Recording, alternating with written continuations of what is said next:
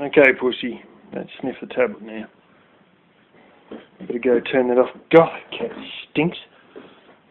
It's time for you to have a bath, alright? It really is time for you to have a bath.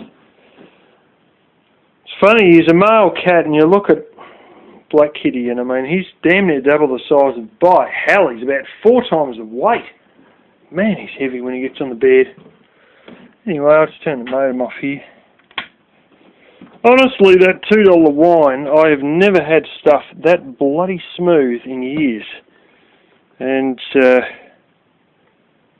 needless to say, I went through at least 2/3 of the bottle there. Tell you what, I may actually go back and buy about $50 worth of that, which would give me 25 bottles, because most wine, as I said, is horse piss. It's just about undrinkable, but that stuff, holy smoke! There is no aftertaste. It's absolutely, it's bloody brilliant. When you look at it, some of these idiots, and this is a pretty common tactic, what they do is they give themselves an award. So you'll see some award from, you know, wine judge or wine blah blah Australia or some shit. It turns out it's just a stupid ass trademark that they own, and so they give themselves an award. But this one here's got One State Magazine,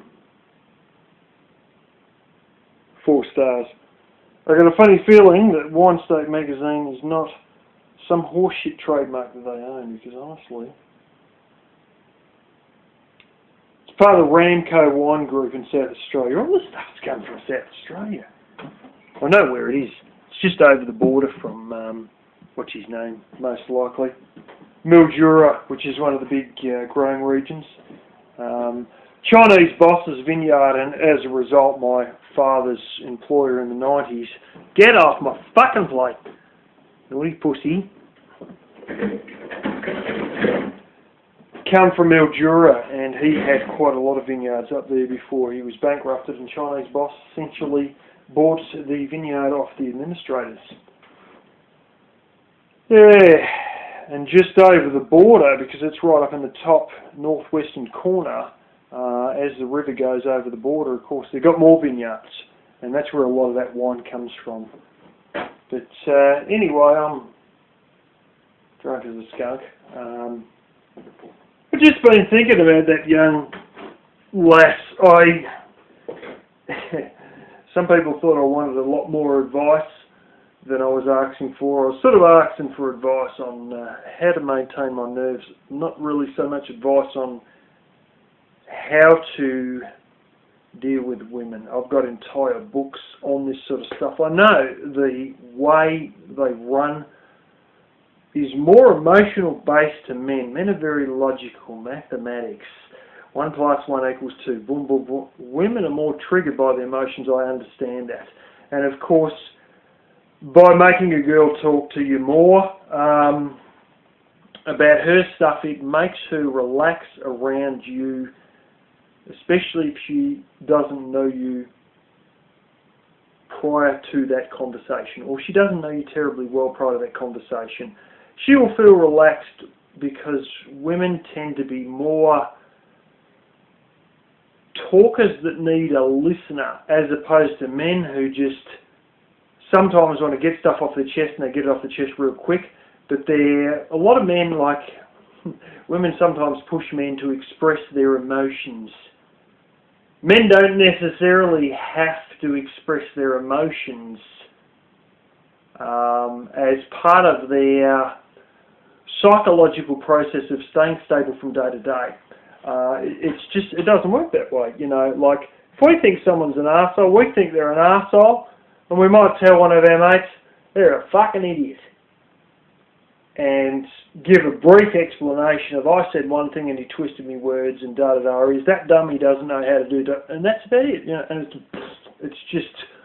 it's released, and any emotional hassle is gone in under 2 minutes, whereas women like to drone on, and they want someone to listen to them, and they feel that their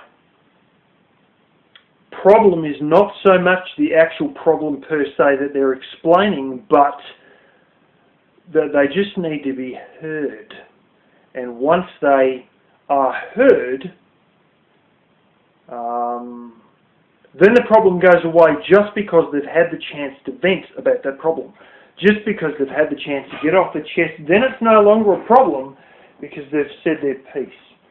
Whereas men, you know, it's just like as though that's on a lower priority ranking to go on about their problems.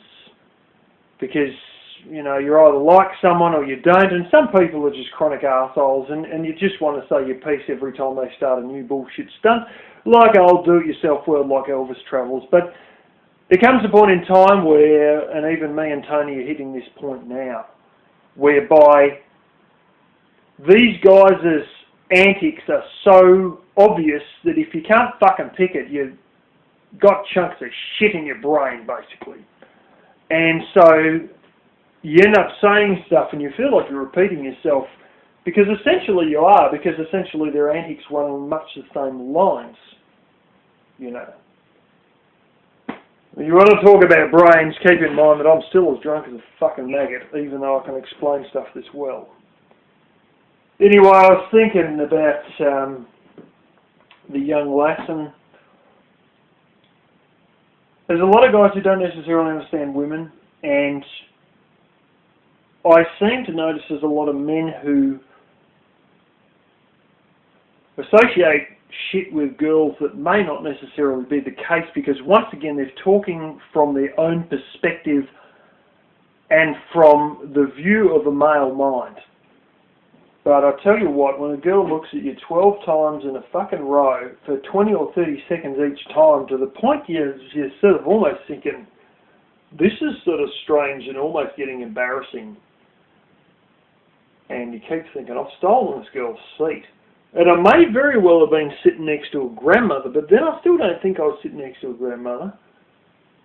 But then even if I was, why was it worth looking at me 12 times? You know what I'm saying? Like, I have had girls who,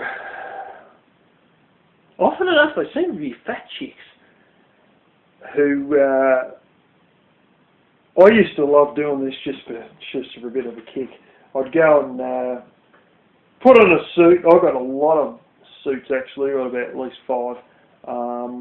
And I'd go and that's just the new ones, and I'd go and wear a suit into the city, and I'd walk around, and, you know, like before I started going bald, I'd slick my hair back and everything, and like, shit, you know. I used to look alright, particularly before I started going bald. And I'd walk around in a suit, and I'd have a lovely new tie. I've got some fantastic ties, and I've got a Ripper one sitting here. I might as well show you guys. It's actually a double-sided one. It's a beauty. Got some lovely blue-coloured ones. And another one that I got, official merchandise of a particular zoo, and it's got a beautiful pattern of butterflies on it. And, whoa! Oh, that would be it there. You can't even bloody see it, can you?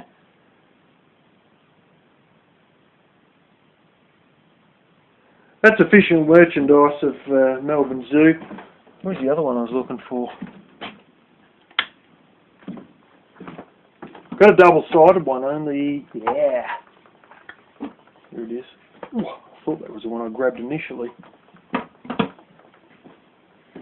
Anyway,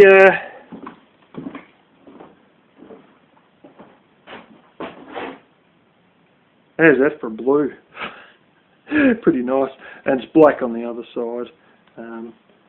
For black tie events, or whatever the hell, double-sided, as I said. Anyway, I used to go and dress up in a suit or whatever, just for kicks sometimes. And I'd go in the city and I'd walk around, and sure as eggs, there'd be some girl, usually a big, well, not too fat, but reasonably fat hoofer under the age of 23, who would give me the whole up and down look a few times and all that sort of stuff. And, you know, at that point I could assure myself I was still an eligible bachelor. And I mean, hell, I was only about bloody 25 myself at the time. Or 24 or whatever, but yeah. I remember once I went into the particular job agency, they make you go through a lot of different bullshit where they train you up for stuff, and they said to us one day, okay, well, now we've worked on your resume, blah, blah, blah, blah. I want you to come tomorrow dressed up as what you'd wear to an interview. So I turned up in a suit, and the girl just about like, what the fuck? She's just about flipped out when she saw me there. And there's another one in the same agency, I turned up there once in a little random interview, and she's talking to me, and I found out later she was married, and like she's fucking nearly hypnotised as she's filling out this stuff, I had her bloody stunned. It's like fucking jaw drop. I've stuffed her attention. She couldn't even keep her fucking attention on the ball just because of the way I was dressed. But, this is once upon a time, like, times move on, by 2009 I started to lose my hair and whatnot, but still, me parents hate me wearing these blasted work boots. They said to me, what are you wearing these bloody work boots for? They look terrible. You're going to wear your nice dress shoes. So I've got these dress shoes that I honestly think look as gawky as shit. And I wore them anyway. And, you look very nice, So every time I go to church now, I wear a suit. I don't put the tie on, not just yet. But you got to sometimes wonder that, like, what triggers these girls to gawk so much. There's another time I was working in this vineyard. And it was only, I can remember the name of the vineyard, but I won't say it. And it's one down, actually it's near a pretty rich area. Anyway, we were there pruning, and I was working for these contractors who used to work at, their main bread and butter job was working where my dad used to work at his last main full-time job. And anyway, they used to spend most of their time down at the vineyard my father was at. Yeah, that was their main thing, their 5 days a week. But on the weekends, on occasion, we get dragged in for a Saturday to go somewhere else. And we went to this particular area that actually is pretty much an area attached to a very upmarket town that, actually my uncle owns a double-storey house there. And that's where he lives. And this is like tacked onto the end of this town. It's like a new estate on the end of this upmarket town. It's Torquay. This was another extension of Torquay. You may know what area I'm talking about. Anyway, they had a vineyard there, and we were picking away, and we were pruning. No, we were picking actually, and I was picking away, and the owner's daughter there, like, she saw me and just, it was like she was stuffed, and it was sort of like she didn't know where to look, and I could tell the nerves were setting in, and she was sort of a bit, there was someone else who was another family friend working with the daughter, family friend of the owners, and they were talking about something. I joined in the conversation, and this girl, the daughter kept snipping away, but she was sort of like, she slowed down to like about half the speed. I could tell.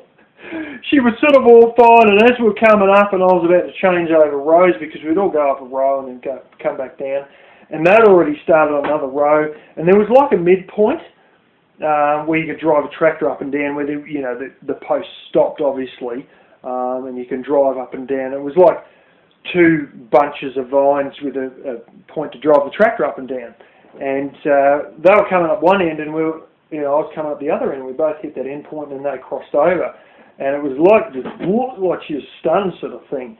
And she slowed down to about half the speed, and I could see like she sort of almost got the shake, like all the motions become automated, and she didn't know what she was doing, and she slowed down to half the speed, and she just it's almost like she went into robot mode, and I could tell, because I was actually watching them as she was talking to this family friend, and she was fine, and she's going flat out, and then when she looked up and she saw me, that was it. She was fucked. She was like in robot mode and only going half the speed from then on.